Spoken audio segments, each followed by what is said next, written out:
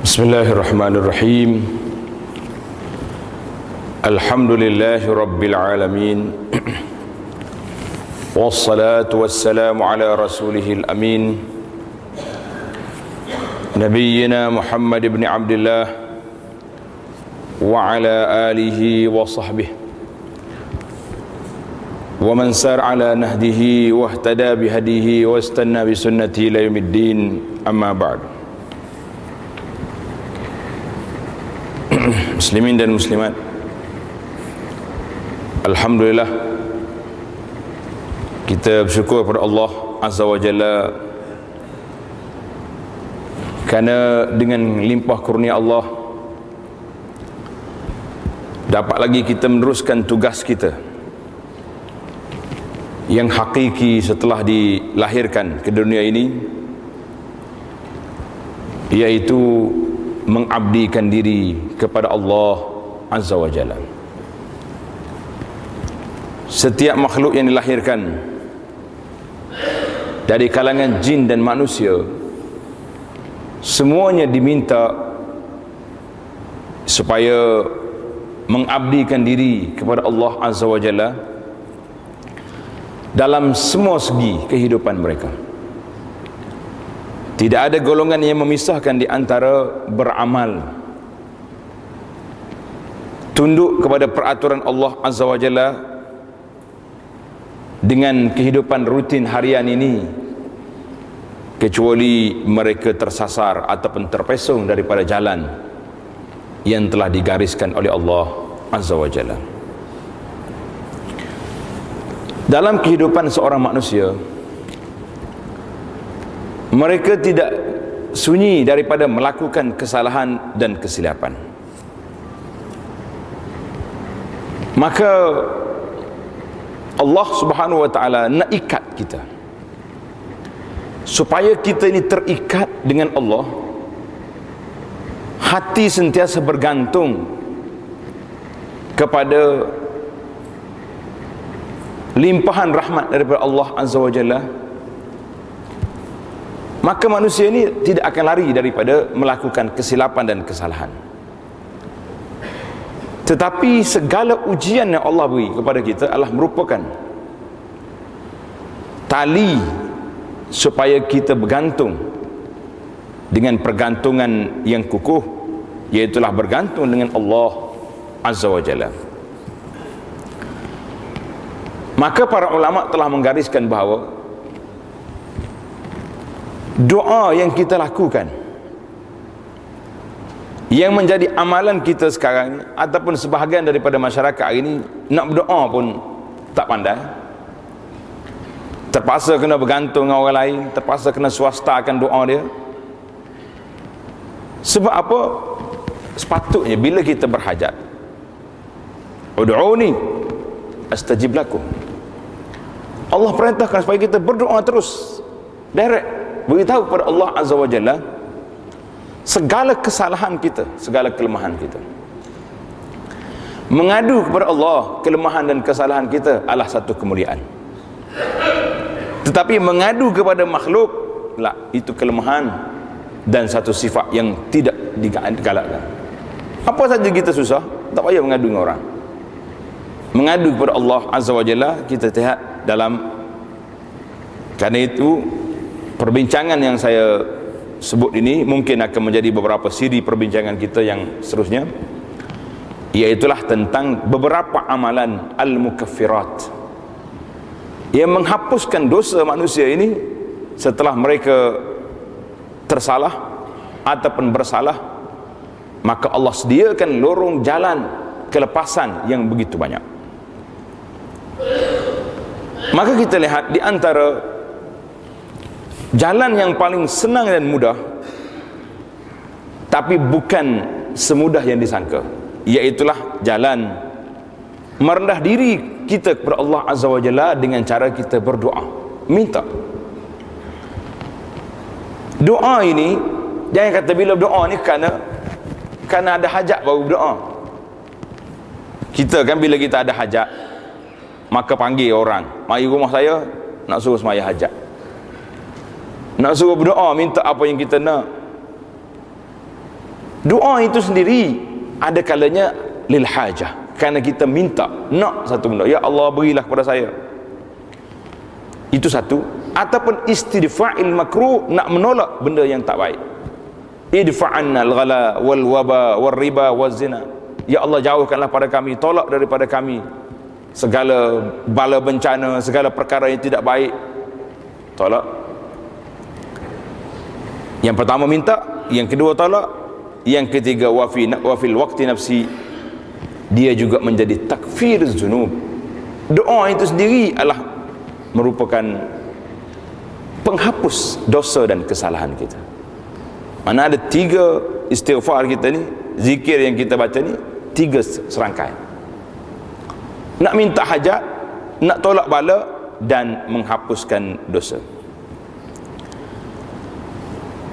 Di antara dalil yang menunjukkan hubungan yang begitu intim, yang begitu rapat di antara istighfar, membebaskan diri daripada dosa, dengan Allah Ta'ala nak kabulkan hajat kita, terdapat banyak. Bahkan nak mencari kesenangan dalam hidup ni juga dengan beristighfar daripada segala dosa. Dalam surah Nuh ayat yang ke-11, firman Allah Ta'ala, a'udzubillahi minasyaitanir rajim, istaghfiru rabbakum innahu kana ghaffara yursilis samaa'a 'alaikum midrara wa yumdidukum bi amwalin wa banina wa yaj'al lakum jannatin wa yaj'al lakum anhara. Istaghfiru rabbakum, minta keampunan daripada Tuhan kamu. Kenapa? Innahu kana ghaffar, Allah Ta'ala ini maha pengampun. Ini sifat dia. Bila kamu berdoa, minta ampun, beristighfar, apa jadi di sini?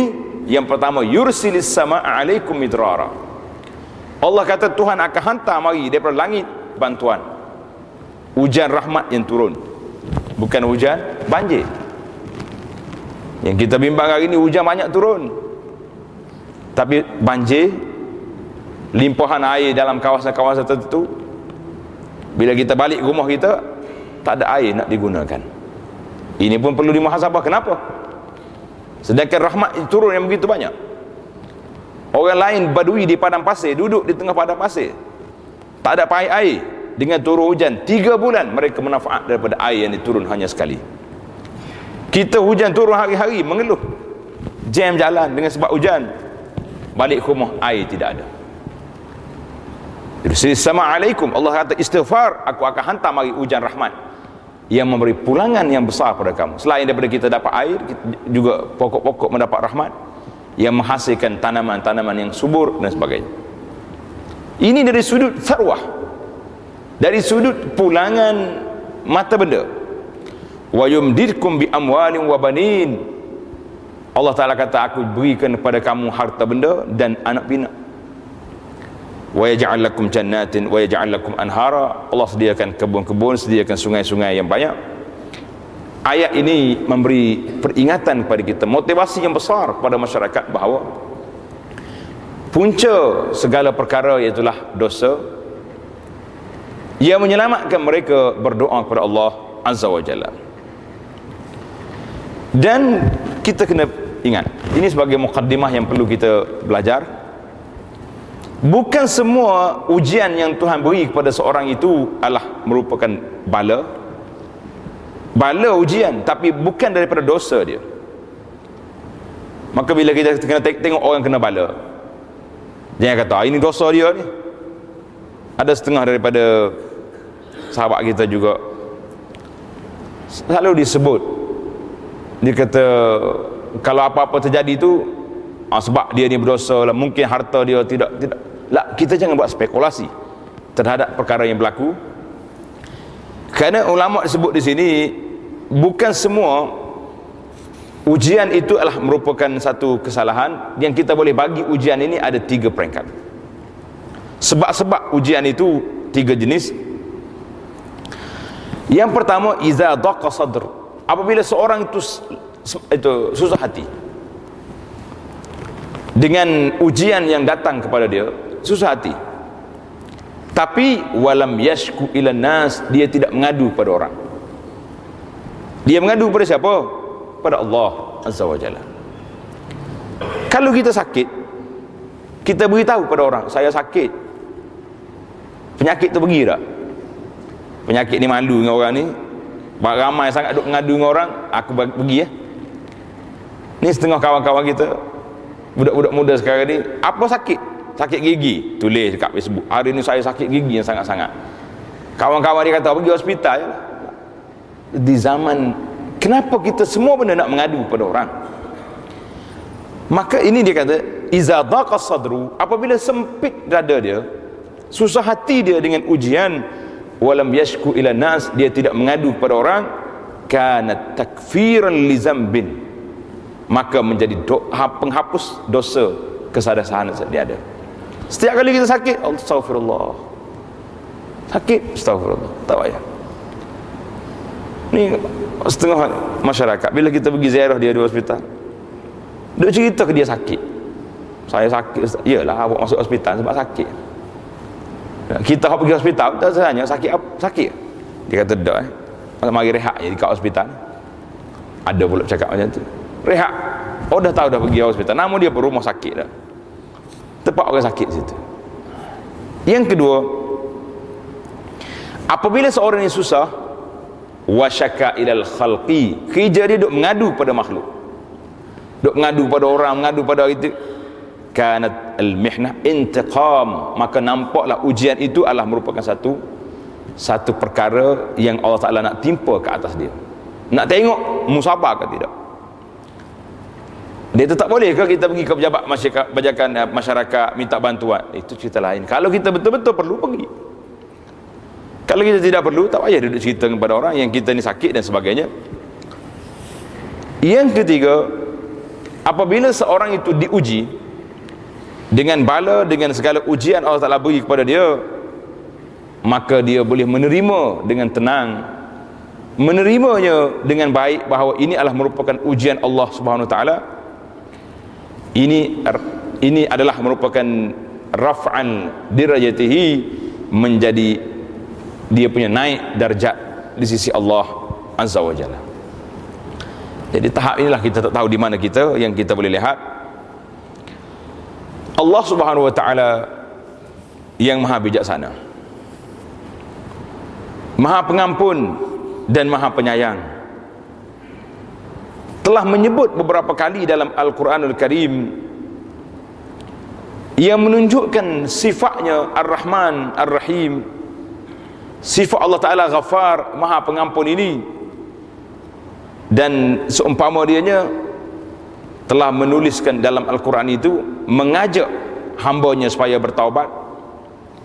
Sifat Allah Ta'ala suka memaafkan kesalahan hamba-hambanya. Sifat Allah Ta'ala reda kepada orang-orang yang berbuat baik, yutan balik lepas pada dia tersasar, tersalah, maka Allah Ta'ala sayang kepada hambanya setelah mereka kembali ke pangkal jalan. Di sini dalam kitab kita ini ada 17 ayat yang mungkin sebahagiannya tuan-tuan boleh ambil nanti, iaitu yang pertama boleh tulis ayat surah Hud ayat 3, wa anistaghfiru rabbakum summa tubu ilaihi yumatti'kum mata'an hasanan ila ajalin musamma. Wa anistaghfiru, Tuhan kata kamu minta ampun, istighfar, doa kepada Allah Ta'ala, minta ampun. Summa tubu, istighfar dan taubat. Yumatti'kum mata'an hasana, Allah Ta'ala kata aku akan beri kepada kamu kehidupan yang baik, pulangan terus akan dibayar cash oleh Allah Subhanahu Wa Ta'ala. Wa yu'ti kulladzi fadlin fadlah. Ini ayat surah Hud ayat 3. Ayat yang kita baca tadi, istaghfiru rabbakum innahu kana ghaffara yursilis sama alaikum midrara, itu surah Nuh ayat yang ke-12.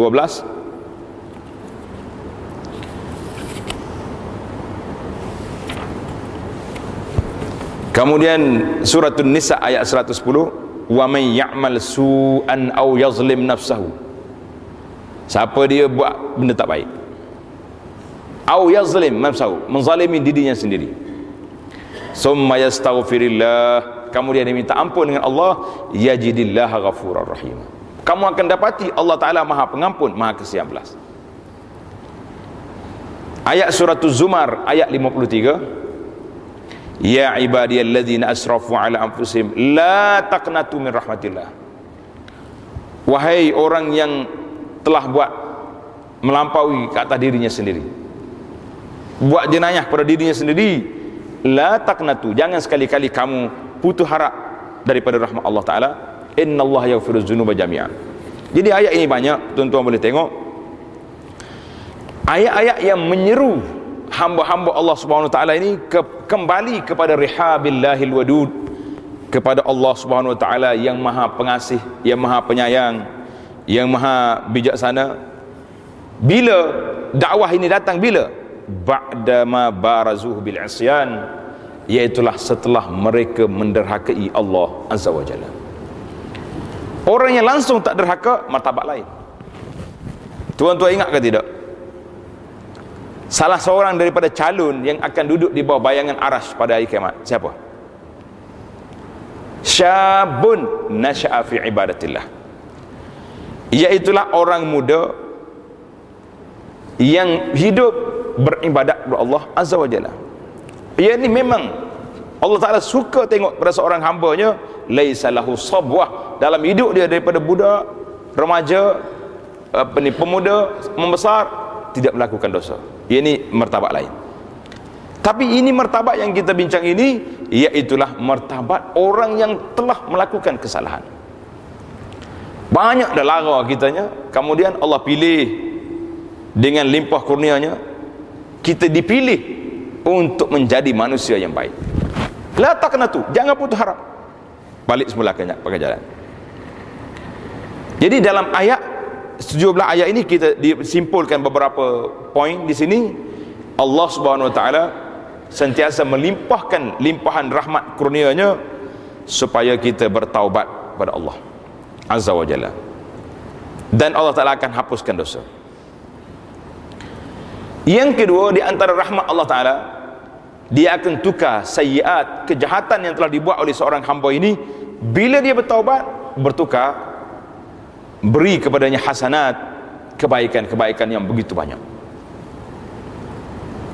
Yang ketiga, taubat dan istighfar, doa kita kepada Allah Azza wa Jalla ini, iaitulah menjadi sumber kekuatan, sumber kekayaan hakiki yang akan dimiliki oleh seorang makhluk itu. Allah Ta'ala beri senang dalam dunia, hartanya banyak dan hatinya tenang. Ini mustahak. Kalau setakat boleh harta, hati tak apa tenang, tak apa nak tidur baik, ini masalah. Saya dapat maklumat daripada kawan-kawan kita, dia mengadu. Dia kata, macam mana lah Ustaz, saya mau berniaga di zaman hari ini. Ada masalah apa awak? Orang tak bayar hutang, itu satu kes. Kes yang berat lagi, iaitulah kes peratus dalam kehidupan. Dia panggil peratus. Kalau jual barang ke sekolah, kawan-kawan kita di sekolah, cikgu-cikgu suruh naikkan harga, naik 10%, 20%, direstui oleh mereka. Tujuannya, bila ada majlis-majlis nanti, ada hari-hari tertentu, pihak syarikat mesti taja, mesti sponsor, mesti support benda-benda yang. Kalau saya tak bagi, kedai lain lah, mereka akan cari kedai lain yang lebih hebat, yang lebih tinggi dia punya peratus. Mungkin ada orang yang bukan Islam yang bagi mereka tidak ada halal dengan haram, yang ada di depan mata mereka nya SPRM saja. Berbeza dengan kita orang Islam, SPRM satu kes, tapi apa ini, raqib dengan atid yang ada ni lebih berat daripada SPRM yang ada. Maka apa yang kita nak buat? Ini semua perkara-perkara yang perlu diambil perhatian. Allah Subhanahu Wa Taala bukanlah sifat dia suka mengazab hamba-hambanya begitu saja, tapi telah diberi lorong yang begitu luas, jalan-jalan supaya mereka kembali kepada Allah Subhanahu Wa Taala yang begitu banyak. Sama ada kita nak ataupun kita tak nak, itu satu perkara yang kita sendiri saja yang boleh boleh menilai apa yang ada pada kita. Allahu Akbar. Yang seterusnya, Allah SWT tidak terus memurkai hambanya kecuali orang yang musir alal kufri, orang yang berterusan kufur, tak balik-balik pada Allah Azza wa Jalla, berterusan melakukan dosa, tak nak taubat. Orang yang memandang remeh dengan segala benda yang diharamkan oleh Allah Azza wa Jalla. Tapi ingatlah, orang yang sudah bertaubat, orang yang sudah kembali kepada Allah Azza wa Jalla, fahuwa qarib, maka orang itu termasuk di kalangan orang yang dekat dengan rahmat Allah Azza wa Jalla. Allah Subhanahu wa ta'ala di antara makhluk yang pertama yang melakukan dosa atas dunia ini, dari kalangan manusia, iaitulah datuk kita Adam alaihissalam. Fatalaqa Adamu min rabbih kalimatin fataba alaih. Bila Adam tersalah, Allah Ta'ala ajar kepada dia kalimat taubah, fataba alaihi, maka dia bertaubat kepada Allah. Taubat dan beriman, amal saleh ini adalah merupakan pintu-pintu kemenangan di dunia dan akhirat. Para jemaah sekalian, itu mukaddimah tentang kelebihan hidup seorang manusia. Berapa banyak lorong al-mukaffirat yang menghapuskan dosa manusia daripada segala perkara yang tidak baik. Nabi kita sallallahu alaihi wasallam mengajak kita, mendidik, membimbing umatnya supaya kembali kepada Allah Azza wa Jalla dengan begitu rahmat, sehingga Allah gambarkan sifat Nabi sallallahu alaihi wasallam ini, wa ma arsalnaka illa rahmatan lil alamin. Tuhan kata, aku tidak utuskan engkau ya Muhammad sallallahu alaihi wasallam kecuali pembawa rahmat kepada sekalian alam. Tuan-tuan ingat, Nabi ini bawa rahmat bukan kepada kita saja, lil alamin, kepada alam seluruhnya. Hayawan, pokok-pokok kayu, bukit bukau, batu, semua menerima tempias rahmat yang Nabi kita bawa. Mana contoh yang paling dekat untuk kita lihat? Contoh yang paling dekat para jemaah, iaitulah umat dulu, bila mereka buat dosa, buat kesalahan, automatik akan turun bala. Bala mari terus hancur. Umat Muhammad sallallahu alaihi wasallam ini buatlah banyak mana dosa pun nampak macam tak ada apa-apa. Zalim setara mana? Seperti apa yang berlaku di Syria. Ratus ribu dah telah dibunuh. Tak ada apa-apa. Kita duduk sakit hati tengok keluar dalam TV sengih suka kawan tu. Tak ada apa-apa yang menunjukkan mereka tu insaf kepada. Tak ada. Nak kata apa? Tapi rahmatan alamin ini ditangguhkan tindakan kepada umat ini sehingga pada tempoh yang diberi oleh Allah Azza wa Jalla. Dalam hadis dia kata yumhil wala yuhmil, dilewatkan, ditangguhkan, tapi abadan sama sekali Allah Ta'ala tidak akan lepaskan kepada apa yang mereka lakukan. Itu rahmat. Laqad ja'akum rasulun min anfusikum azizun 'alaihi ma 'anittum harisun 'alaikum bil mu'minin raufur rahim. Telah datang kepada kamu rasul dari kalangan kamu sendiri, dari kalangan manusia, ataupun bagi orang Arab pada ketika itu dari kalangan keturunan dia Arab Quraisy.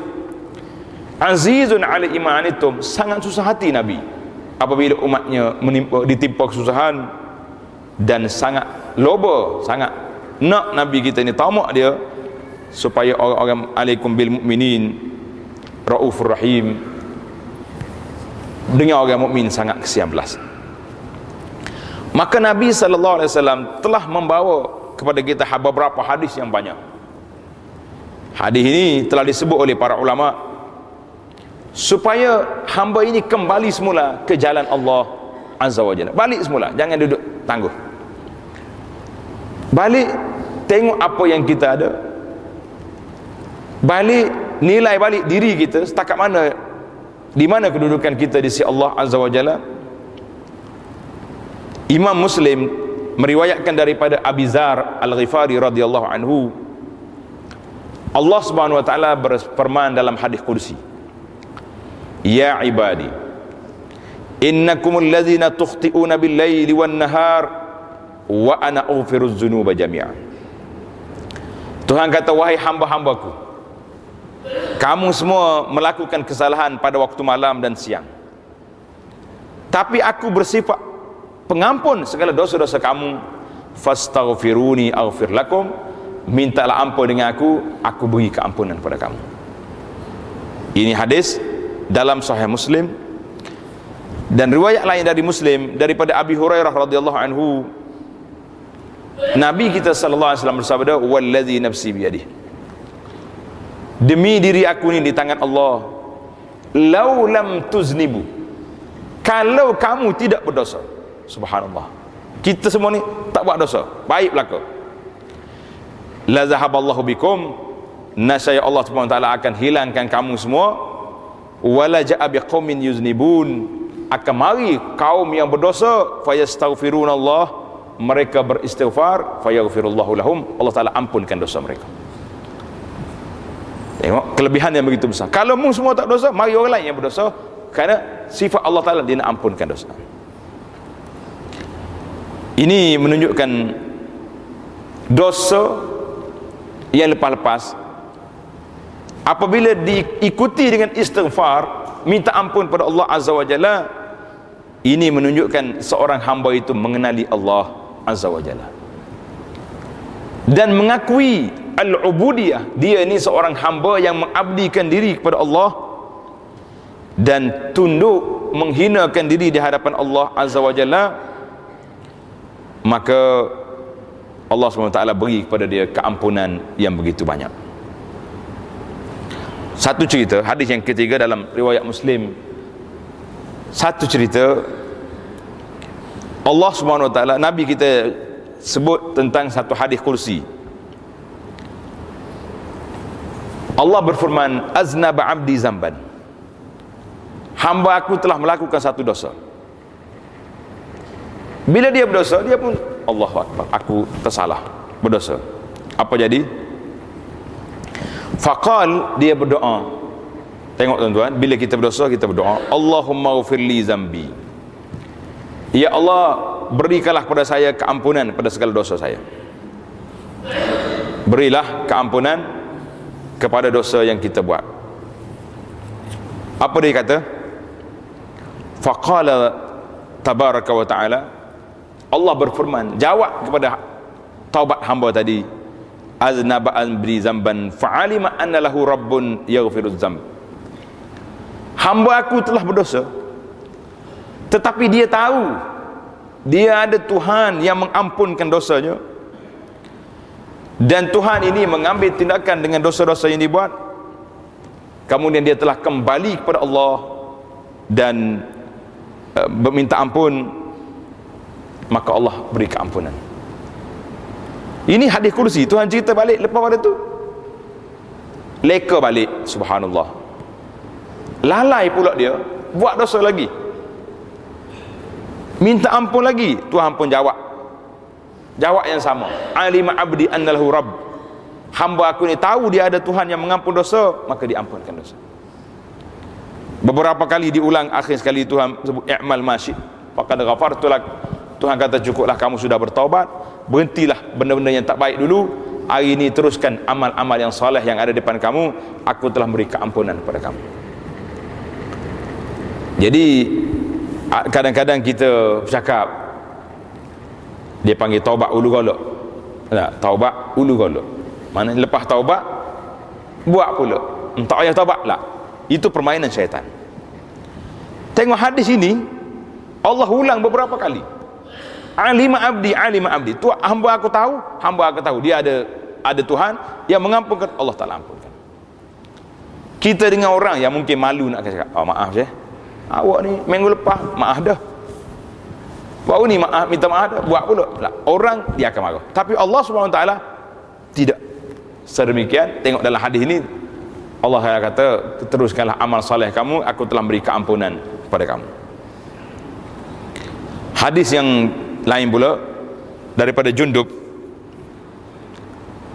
radhiyallahu anhu, satu hari dua orang dia berkelahi. Bila dia kelahi, dia tengok kawan dia ni kurang baik, tak apa betul, dia bersumpah, wallahi la yaghfirullah li fulan, demi Allah, Allah Ta'ala tidak ampun pada dosamu, banyak sangat dosa kamu buat. Apa jadi tuan-tuan? Ini kita ingat, jangan lupa. Tengok orang jahat setakat mana kita doa bagi hidayah pada dia. Jangan kata dia ni masuk neraka dah, confirm dah neraka, ila jahannam wa bi'sal masir. Mana boleh kita jatuh hukum sedemikian? Bila dia bersumpah Allah Ta'ala tidak ampun pada dosa orang ni, apa jadi? Wa anna Allah tabaraka ta'ala, Allah Ta'ala berjawab, man zalladhi yata'alla alayya alla aghfira li fulan. Siapa yang meninggi diri ke atasku, yang boleh confirm aku tidak ampunkan pada dosa nu, fa inni qad ghafartu lahu, aku telah memberi keampunan kepadanya, wa ahbattu amalak, aku telah jatuhkan amalan. Gugur amalan orang ini dengan sebab dia melampau, dia boleh confirm orang ni jailah jahannam wa bi'sal masir. Tak boleh. Selagi orang tu masih lagi hidup, di hadapan dia pintu-pintu taubat masih terbuka. Kenapa kita berani jatuh hukum orang ni lah? Taubat, qabulul amal, su'ul khatimah, husnul khatimah, semua ini Allah Ta'ala yang mengetahui. Kita tak boleh nak pandai-pandai jatuh hukum, dia ni neraka dah. Mana kita tahu? Orang ni confirm syurga lah. Nak confirm syurga pun tak boleh, nak confirm neraka pun tak boleh. Cuma kalau ada tanda-tanda kebaikan husnul khatimah, ada beberapa tanda yang telah disebut garis oleh ulama, kita boleh bersangka baik, husnul zan, bahawa orang ni mati dalam keadaan sedang salat, orang ni mati dalam keadaan sedang tawaf dengan pakai ihramnya, yub'asuna yawmal qiyamati mulabbiya. Itu ada tanda-tanda kebaikan, tidak dinafikan. Tapi kalau kita nak cop mohor bahawa orang ni confirm sini-sini, itu bukan di luar daripada kemampuan itu. Allahu Akbar. Galakan yang lain Allah Ta'ala sebut kepada kita yang begitu banyak supaya kita minta ampun. Di antaranya hadis Al-Aghar Al-Muzani radhiyallahu anhu, Nabi kata apa? Ya ayuhan nas, wahai manusia, tubu ilallahi wastaghfiru, bertaubatlah kamu Allah Ta'ala dan minta ampun. Fa inni atubu ilaihi fil yaum akthar min 70 marrah. Nabi kata, aku satu hari bertaubat lebih daripada 70 kali. Kita pun kata dengan lidah kita, astaghfirullah, atub ilaika ya Allah, minta ampun pada Allah, taubat ya Allah. Cuba lidah kita tu ulang balik kalimah-kalimah dengan serentak dengan hati kita. Jangan duduk taubat sambil-sambil duduk taubat mikir nak buat maksiat pula lah. Itu orang main.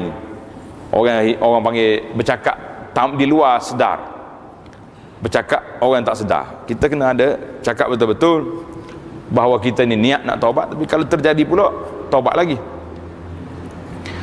Dalam hadis Bukhari daripada Abi Hurairah radhiyallahu anhu, katanya, aku dengar Rasulullah sallallahu alaihi wasallam bersabda, wallahi inni la astaghfirullah, demi Allah aku minta ampun dan aku bertaubat kepada Allah Ta'ala fil yaum akthar min 70 marrah, lebih daripada 70 kali.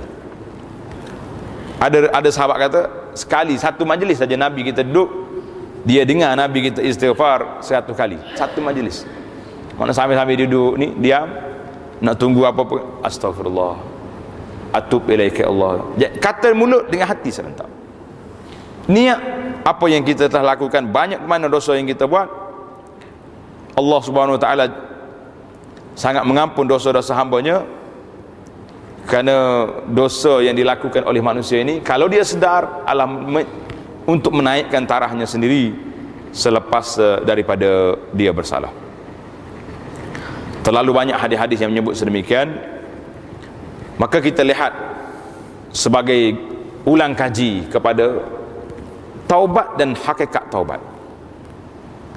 Ayat dan hadis yang kita baca ini cukup dah sebagai peringatan, sebagai galakan supaya kita kembali kepada Allah Azza wa Jalla.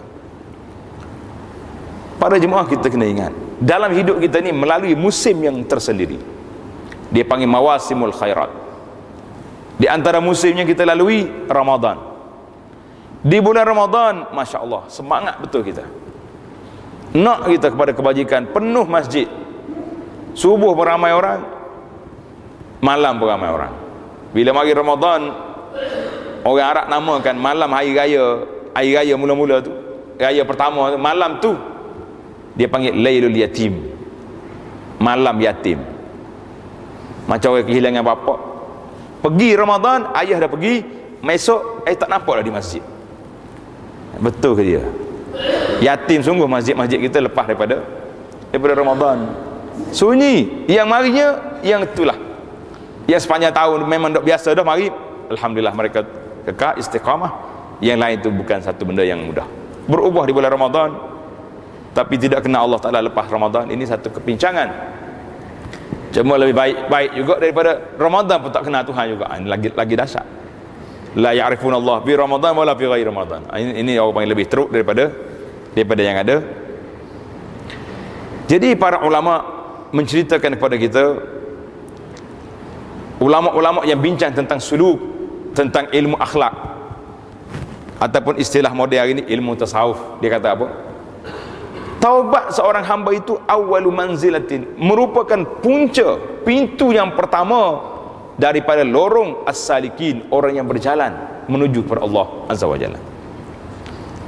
Tuan-tuan tengok dalam kitab yang kecil yang biasa menjadi bacaan di masjid-masjid kita ni, nama kitab tu Penawar Bagi Hati.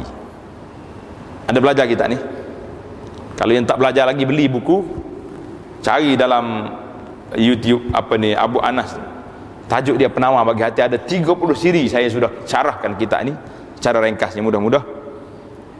Iaitulah di antaranya taubat. Taubat ini wajib kita bertaubat. Bukan kata taubat ni sunat lah, tak ada sunat. Taubat itu sendiri wajib kita bertaubat. Istighfar, wajib kita beristighfar. Cuma ahli qulub, ulama-ulama yang bincang tentang hati mengatakan istighfar kita ni perlu kepada istighfar pula. Kenapa? Taubat kita ni perlu kepada taubat. Sebab kita istighfar tidak ikut garis panduan yang sebenarnya. Dia istighfar, astaghfirullahal azim allazi la ilaha illahu, menangis air mata, dia panggil zikir munajat dah. Tapi waktu kita menangis tu, adakah kita terfikir apa benda yang kita istighfar, daripada apa? Kalau kita menangis sebab lagu itu mendayu-dayu, sebab suara ahli munajat yang sedap, bawa pula masjid kita ni, bawa panggil mari jemput ustaz-ustaz yang Masya Allah suara mereka yang merdu, bila dia tarik sikit tersentuh perasaan, nangis. Istighfar ni daripada kesalahan. Apa salah yang kita ingat? Rewind. Tengah menangis, yang pertama sekali, bagaimana aku dalam masalah, dalam isu akidah. Akidah kita betul, tidak melakukan syirik, tak jumpa bomo dengan sihir, tidak pergi minta dengan wali-wali keramat di kubur-kuburan, tangkal azimat di rumah kita masih tersangkut lagi. Kalau ada lagi, putuskan. Dari sudut solat kita, jaga ke tidak? Dari sudut muamalah kita, riba macam mana, rasuah macam mana? Ini baru dipanggil istighfar yang tepat. Kalau tidak, kata di ulama-ulama tasawuf, istighfar kita ni perlu pada istighfar balik. Sebab istighfar yang tidak cukup syarat dia, subhanallah. Maka di antara muhasabah kita, bila kita nak kembali kepada Allah Azza wa Jalla, musim khairat sentiasa datang. Ramadan pergi, mari pula haji. Dia kata saya tak pergi haji. Betul, kita tak pergi haji, tapi terikat hati kita dengan haji, Allah Ta'ala ikatkan. Di mana? Tuan-tuan perasan ke tidak? Hari raya korban, satu. Yaum Arafah, kan Nabi kita sebut, Siyam Yaumi Arafah, puasa pada hari Arafah, aku mengharapkan Allah Ta'ala ampunkan dosa 2 tahun. Puasa sehari hari Arafah. Jangan lupa tuan-tuan muslimin dan muslimat, hari Arafah yang akan datang, set baik-baik jadual. Kalau balik kampung, jangan duduk goda orang kampung. Kenapa cerita goda orang kampung ni? Saya satu masa duduk di surau, kita kempen orang kampung ni puasa semua hari Arafah. Balik orang nak bercuti daripada Kuala Lumpur, dia tak dengar ceramah, dia anjurkan sembelih kambing, ajak orang makan pada hari Arafah. Saya kata bunuh habis dah lah jadual aku. Kita duduk didik. Jadi orang masjid pun ada yang pergi saja, ada yang tergoda ramai. Dia kata kambing ni ustaz, puasa boleh jadi, subhanallah, tak ingat dah. Kita cuba mawasimul khairat macam ni, ahli masjid, ahli-ahli qaryah, hidupkan majlis. Siapa kita panggil orang, mari, siapa berpuasa, kita buat jamuan buka puasa di masjid. Kerana nak suruh, yang pertama sekali nak rewind balik, nak ingat kepada orang supaya hari Arafah orang lain duduk di Arafah, di bawah nafhatul Rahman, di bawah limpahan rahmat Allah Ta'ala yang besar, kita di tempat kita ini dengan berpuasa, berzikir, munajat kepada Allah Azza wa Jalla, supaya Allah Ta'ala bagi pada kita yang terbaik. Ingat, di sini seluruh dunia orang terikat dengan Arafah di Mekah Al-Mukarramah. Yang sudah pergi haji dah, boleh semak balik checklist apa yang telah kita buat lepas akun. Berapa tahun dah balik haji? 10 tahun dah balik haji. Ada perubahan tak ada perubahan dalam diri kita? Tengok balik. Alhamdulillah, mula-mula balik haji dulu banyak dah majlis ilmu hadir, surau pergi, kebajikan buat. Lepas 4-5 tahun kurang, tidak makin meningkat, makin kurang. Tengok, semak balik. Jadi hari Arafah tu, hari raya tu dipanggil Yaumul Hajjil Akbar, pada hari haji yang besar. Bila? Hari raya. Walaupun sebahagian daripada kita ni duk faham hari haji akbar ni hari wukuf, hari Jumaat. Allah Taala sebut dalam Quran, wa azanum minallahi wa rasulihi ila an-nas yaumal hajjil akbar. Ulama kata haji akbar di sini iaitulah hari raya korban. Itu tempat yang kita semak. Jadi akhirnya yang kita bincang di sini tentang taubat kita ni, yang pertama sekali, kalau taubat kita di antara kita dengan Allah, dia panggil haqqullah tubna al musamahah. Hak Allah Ta'ala ni dibina di atas landasan yang begitu simple, mudah. Dengan air mata, bertaubat, penyesalan, tak nak buat lagi, tinggalkan maksiat, itu namanya taubat. 3 perkara ini, dan tidak berazam lagi, tak ada niat cita-cita nak buat lagi maksiat, itu taubat. Cuma kalau ada kes yang tambahan syarat yang keempat taubat ni, kalau terlibat dengan hak orang. Ini yang kita bimbang hari ni, kalau terlibat dengan hak orang lain, sama ada harta benda, ada mengumpat dan sebagainya, maka kita kena minta halal dengan kawan-kawan kita. Kalau barang, hantar balik. Saya nak hantar balik macam mana? Dah mati dah kawan kita ni, macam mana nak hantar balik? Jawabnya kita kena pergi cari keluarga dia, waris-waris dia. Kalau ada bagi, kalau tak ada macam mana? Kalau tak ada tak jumpa juga, maka wajib kita kena keluarkan duit, letak dalam tabung masjid, niat kepada orang tu, ya Allah, inilah duit kepunyaan kawan saya yang saya tak jumpa nak cari, 1,000 masuk dalam tabung. Jadi mudah-mudahan bila kita jumpa dengan dia esok di akhirat, kalau dia dakwa kita, mana hutang aku tak bayar dulu, lari, tengok dalam file kebajikan awak, tengok ada 1,000 kita masuk akaun untuk dia, menaikkan darjat dia. Mudah-mudahan dia maafkan pada kita pada masa tersebut.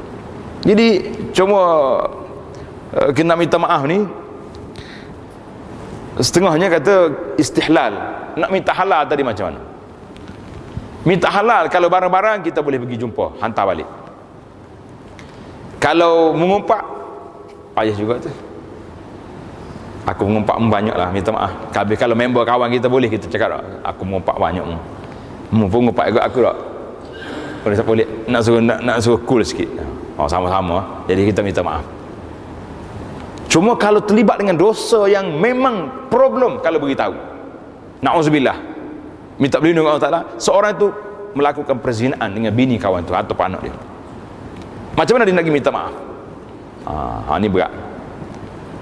Aku minta maaf, ada tersalah dengan bini awak, rasa perang dunia, perang dunia, berlaku perceraian, lama dah tu, macam mana nak buat? Ulama kata, kita jumpa orang itu, dia kata samihni fi ma akhtatu fi haqqi, minta maaf lah, kata semua hak salah saya dulu, saya minta maaf, taubat dah, tak ceritalah apa benda yang sangat sensitif itu, minta maaf secara umum tapi agak khusus.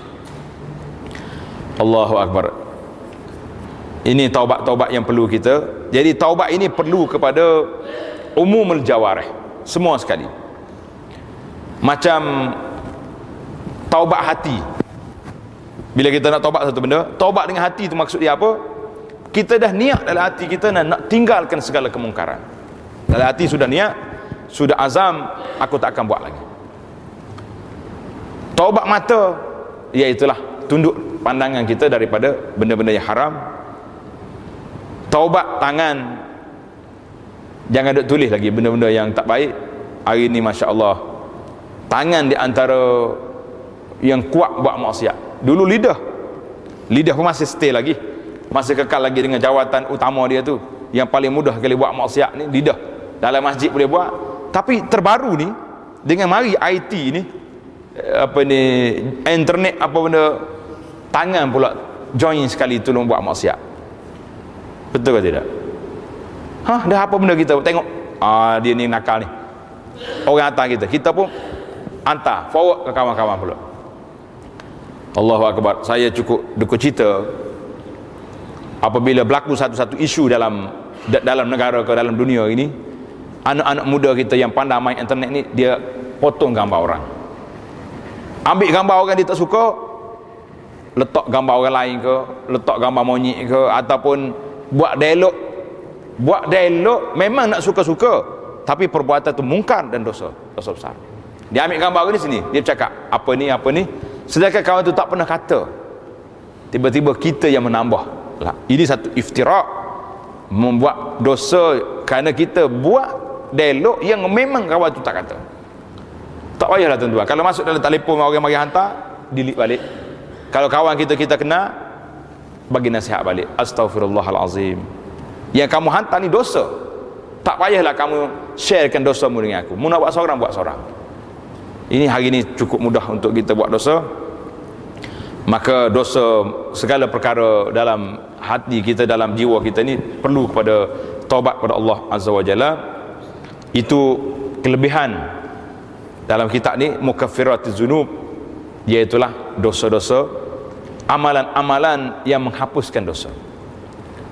Amalan hapuskan dosa banyak, insya-Allah kita akan tengok lagi dalam CD yang akan datang, apa perkara amalan yang boleh melepaskan kita daripada dosa, kemungkaran dan maksiat ini. Mudah-mudahan kita akan bertemu dengan Allah Azza wa Jalla biqalbin salim, dengan hati yang sejahtera, insya-Allah. Waktu yang kita tunggu sudah sampai, iaitulah masuknya syuruk isyraq. Biasa kan, bila isyraq kita akan berhenti. Tuan-tuan ingat lagi tak kelebihan dia? Kau terlupa dah?